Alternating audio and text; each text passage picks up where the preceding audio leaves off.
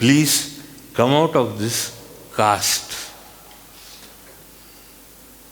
ಬಿಟ್ಬಿಡಿ, ನಾನೇ ಬ್ರಾಹ್ಮಣ ಬಿಟ್ಬಿಡಿ, ನಾನೇ ಶೂದ್ರ ಬಿಟ್ಬಿಡಿ, ನಾನೇ ಕ್ರಿಶ್ಚಿಯನ್ ಬಿಟ್ಬಿಡಿ, ನಾನೇ ಮುಸಲ್ಮಾನ್ ಬಿಟ್ಬಿಡಿ. ಅಟ್ಲೀಸ್ಟ್ ಈ ಲೈಫಲ್ಲಿ, ಹ್ಯೂಮನ್ ಲೈಫಲ್ಲಿ ಒಂದು ಹ್ಯೂಮನ್ ಬಾಡಿ ಸಿಕ್ಕಿದೆ.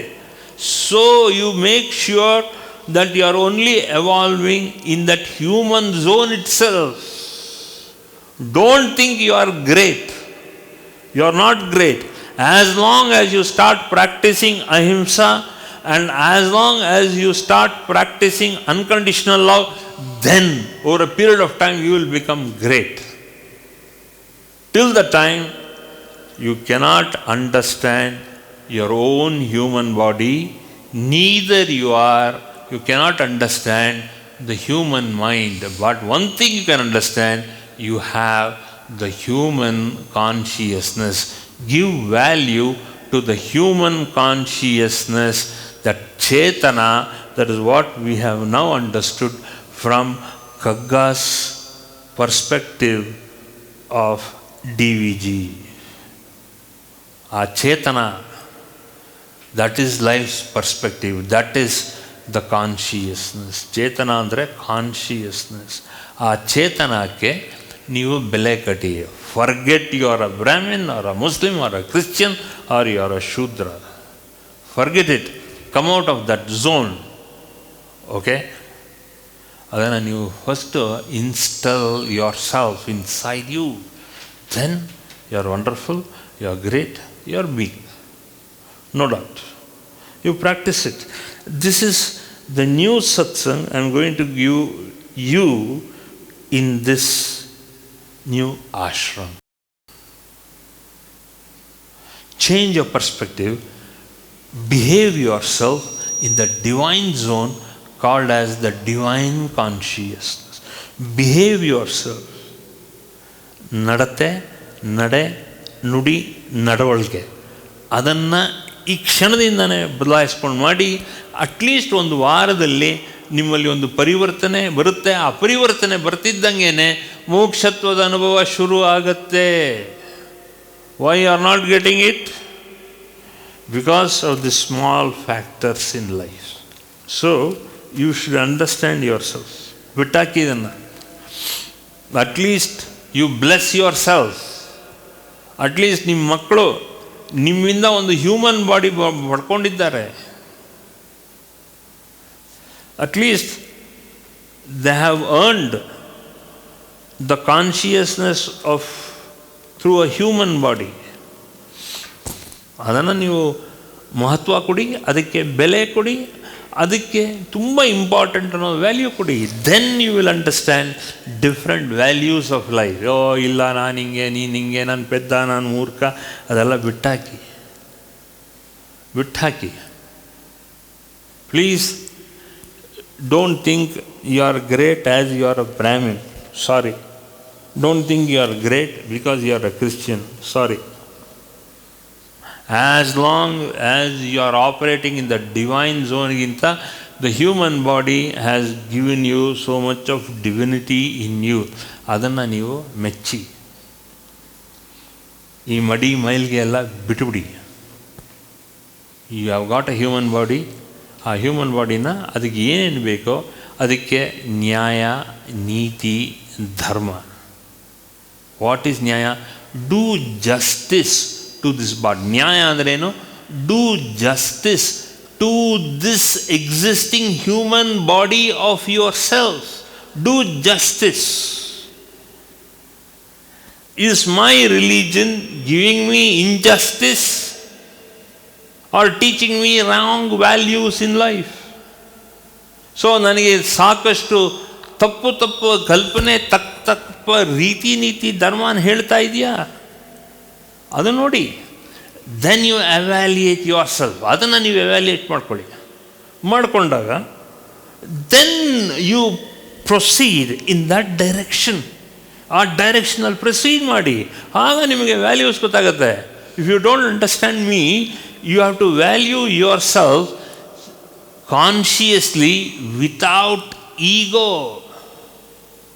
ಸ್ವಾಭಿಮಾನ, ಅಭಿಮಾನ, ಅಹಂಕಾರ ಇದನ್ನೆಲ್ಲ ಬಿಟ್ಟು ನೀವು ನೋಡಿ, ಆಗ ನಿಮಗೆ ಅರ್ಥ ಆಗುತ್ತೆ, ಆಹಾ ಇಷ್ಟು ವರ್ಷ ನಾನು ಏನು ಮಾಡ್ತಿದ್ದೆ ಅಂತ ನಿಮ್ಗೆ ಅನಿಸುತ್ತೆ. ನಿಮಗೆ ಚುರುಕು ಅನ್ನಿಸ್ಬೇಕು. You should feel guilty. So many things I have misbehaved. You have misbehaved with your consciousness. ನನ್ನ ಚೇತನ ಜೊತೆಗೆ ನಾನು ಸರಸ ಆಡಿದ್ದೀನಿ, ಅದಕ್ಕೆ ನನಗೆ ಎನ್ಲೈಟನ್ಮೆಂಟ್ ಸಿಕ್ಕಿಲ್ಲ. ನನ್ನ ಚೇತನದ ಜೊತೆಗೆ ನಾನು I have played truant with my consciousness.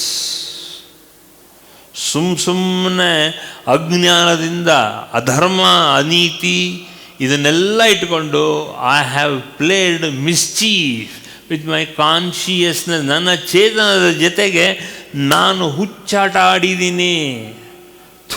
ಮೂರ್ಖ ನಾನು, ಮುಟ್ಟಾಳ ನಾನು.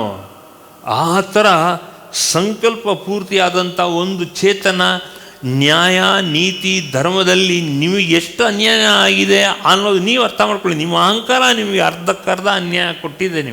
ನಿಮ್ಮ ಅಹಂಕಾರ ನಿಮ್ಮನ್ನು ಕಾಪಾಡಿದೆ, ನಿಮ್ಮನ್ನು ಹಾಳು ಮಾಡಿದೆ. ಯಾಕೆ? ಅಹಂಕಾರ.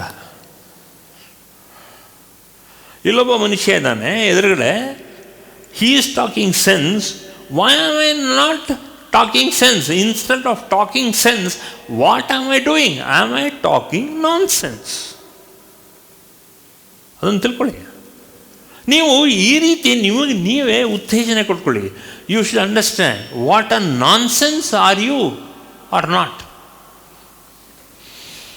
ಇಷ್ಟೆಲ್ಲ ಗೊತ್ತು, ಇಷ್ಟೆಲ್ಲ ಓದಿದ್ದೀನಿ, ಇಷ್ಟೆಲ್ಲ ಕತೆ ಪುರಾಣಗಳೆಲ್ಲ ಓದ್ತಾ ಇದ್ದೀನಿ, ಇಷ್ಟೊಂದು ನ್ಯಾಯ, ನೀತಿ, ಧರ್ಮ, ಶಾಸ್ತ್ರ ಇದನ್ನೆಲ್ಲ ಓದಕ್ಕೆ ಟ್ರೈ ಮಾಡ್ತಾ ಇದ್ದೀನಿ. ನನ್ನ ತಲೆಗೆ ಯಾಕೆ ಹೋಗ್ತಾ ಇಲ್ಲ? ತಲೆಗೆ ಹೋಗಲ್ಲಪ್ಪ. This is not enlightenment, is not pertaining to your brain. Enlightenment is directly proportional to the heart, where it is going to give you compassion. ಬ್ರೈನಿಂದ ಬರೋದು ಅಲ್ವೇ ಅಲ್ಲ enlightenment. Enlightenment is only in the heart, not related to your brain status or your IQ or anything. It only depends on your eco, evolvement quotient. How much you evolve, ನಿನ್ನಲ್ಲಿ ಎಷ್ಟು ಪರಿವರ್ತನೆ ಆಗ್ತಿದೆ ಅದರ ಮೇಲೆ. ನಿಮ್ಮ ಬ್ರೈನ್ ಬದನೆಕಾಯಿ, ನಿಮ್ಮ brain is nuisance. ನಿಮ್ಮ ಬ್ರೈನ್ ಇ ಕ್ಯೂ ಏನಿಲ್ಲ, ಇ ಕ್ಯೂ ಮೇಲೆ ನಿಮ್ಮ ಬ್ರೈನ್ ಡಿಪೆಂಡ್ ಆಗುತ್ತೆ. Compassion in the heart, evolving quotient, and the consciousness is placed in the center of your heart. This is where you evolve, and this evolvement straight away by every one breath that goes 0.000% to your brain, which makes you think and make you understand with clarity. Without clarity, you are nothing. You are a big zero. Without clarity in the mind, not that you are having money. Money doesn't bring you clarity. Impoverty or in poverty doesn't bring you clarity either. The point, your attitude depends upon your life or altitude. Going further on that, we have had 36 tattvas we have been discussing in the old ashram into yourself. Now forget the old ashram. We are in a new environment, and in this new environment, before December, I want some of you, not all of you, but in fact I would prefer all of you to become highly aware about your awareness, about all your moha and vyamoha, and see to it that you link yourself to your intellectual consciousness, faculty of consciousness, as well as in the zone of divine consciousness.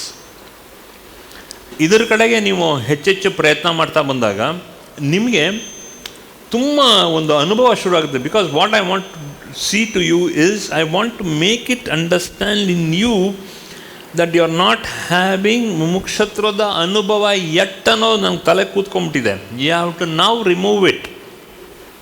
Y are you not having mystical experiences? Because of so much of ignorance, as I just now explained to you before coffee. So much of disparity. You are not thinking about yourself seriously in respect of your divine consciousness, which is already embedded in you. Artha ಮಾಡ್ಕೊಳ್ಳಿ. Already your divine consciousness is embedded in you in the form of the human consciousness in respect to the human soul. ಅಷ್ಟೊಂದು ಚೇತನ ನಿಮ್ಮಲ್ಲಿ ಅಡಗಿದೆ. ಆ ಚೇತನನ ನೀವು ಇನ್ನೊಂದು ಜನ್ಮ ತೊಗೊಂಡು ಮಾಡಿಬಿಡಿ. ಯಾಕಂದರೆ ಇನ್ನು ನೆಕ್ಸ್ಟ್ ಜನ್ಮ ಅದು ನಾಯಿ ಜನ್ಮ, ಹಂದಿನ ಜನ್ಮ ಅನ್ನೋದು ಒಂದು ಕಡೆ, ಇನ್ನೊಂದು ಕಡೆ just another human life again. Are you want to get into that zone of a divine zone where you are now trained with all the rishis and munis right from that time to the present time, and also to your own time in the future, where you are placed in that element of divinity inside you, the divine consciousness. Today you only belong to an ordinary consciousness. Before making the mother allowing you to be getting into the divine zone, ದೈವತ್ವದ ಒಂದು ರೀತಿ ನೀತಿ ಧರ್ಮದಲ್ಲಿ ನಿಮ್ಮನ್ನು ಸಿಕ್ಕಾಕ್ಸಿದ್ದಾಳೆ ಅಂತ ನೀವು ತಿಳ್ಕೊಂಡಿದ್ದೀರ. ಅಲ್ಲ, ಶಾಸ್ತ್ರ ಅಲ್ಲ. ಯು ಆರ್ ನಾವ್ ಅನ್ಫರ್ಲಿಂಗ್ ಯುವರ್ ಸೆಲ್ಫ್. ನೀವು ಪ್ರಭೆ, ಆ ಪ್ರಭೆನಲ್ಲಿ ಯು ಆರ್ ಜಸ್ಟ್ ನಾವ್ unfurling yourself. You are blossoming yourself in the divine blossom. You are now going to become a divine blossom. So you have to assist me to make you become a divine blossom. ಒಂದು ದೈವತ್ವದ ಪುಷ್ಪ ನೀವು ಬರೀ ಒಂದು ಸಾಧಾರಣ ಚೇತನ ಇರೋ ಪುಷ್ಪ ಅಲ್ಲ, ಅಲ್ಲಿ ಬೆಟ್ಟದ ಹೂ ಥರ ಅಲ್ಲ ನೀವು. ಆದ್ದರಿಂದ you are now in the divine zone. ಇಲ್ಲಿಂದ whatever your life is, that is going to blossom your self. Not I am talking about expectancy of your life. I am talking about however much you are going to live, you are going to be blossomed, or you are going to blossom your self in that ಒಂದು ದೈವತ್ವ ಪುಷ್ಪ. ನಿಮ್ಮಿಂದ ಅದು ಅರಳಬೇಕು. ರೀತಿ ನೀತಿ ನಡೆ ನುಡಿ. For more satsangs from Sri Sri Nimishananda Guruji, subscribe to this channel. Click the bell button below to get notifications. Like and share the video and spread the divine message.